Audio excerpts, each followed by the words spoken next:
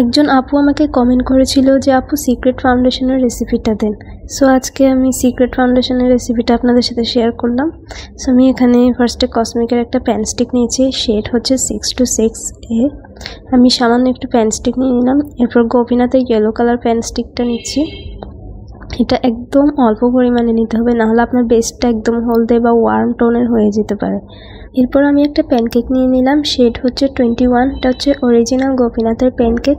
Pancake বাজারে ডুপ্লিকেটও পাওয়া যায়, আপনারা অরিজিনাল কিনে সেটা দেখে পারচেস করবেন। এরপর আমি নিভিয়া সফটের ময়শ্চারাইজারটা অল্প পরিমাণে নিয়ে নিলাম। এরপর প্রোর কনসিলার দিয়ে দিচ্ছি, আপনারা যে কোনো কনসিলার এখানে দিতে পারবেন। আমার কাছে প্রো ছিল তাই এটাই দিয়ে দিলাম। এরপর আমি একটা প্রাইমার নিলাম, যে কোনো প্রাইমার আপনারা ইউজ করতে পারবেন। এরপর একটা সিরাম নিচ্ছি, 2 থেকে 3 ফোঁটা সিরাম দিয়ে দিলাম। এরপর গোল্ডেন রোজের একটা ফাউন্ডেশন 2 পাম্প। এরপর এভারলি বিউটিসের ফাউন্ডেশন শেড ন্যাচারাল, এটাও 2 পাম্প নিয়ে নিলাম।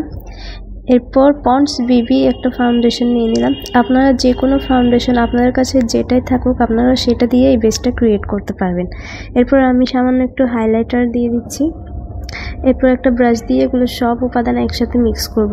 খুব ভালোভাবে একটু সময় নিয়ে মিক্স করবেন। এখানে আমার মিক্সিং করা শেষ। এবার আমি এটা আমার হাতের উপর অ্যাপ্লাই করে দেখাবো আপনাদেরকে। সো আমি স্কিন প্রিপারেশনের জন্য আমি নিভিয়া সফট ময়শ্চারাইজারটা আমার হাতে একটু করে লাগিয়ে নিলাম। আমি কিন্তু কোনো প্রাইমার লাগাইনি, ডিরেক্ট ফাউন্ডেশনটা আমি অ্যাপ্লাই করে ফেলেছি। আপনারা চাইলে প্রাইমারও লাগাতে পারেন ফেসে, বাট আমি এখানে প্রাইমার ইউজ করিনি। সো আমি দেখুন ব্রাশ দিয়ে খুব সুন্দরভাবে লাগিয়ে নিলাম।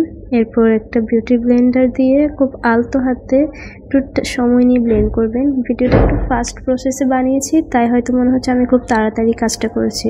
এটা আপনারা পার্টি মেকআপ বেস এবং ব্রাইডাল মেকআপ বেস হিসেবেও ইউজ করতে পারবেন।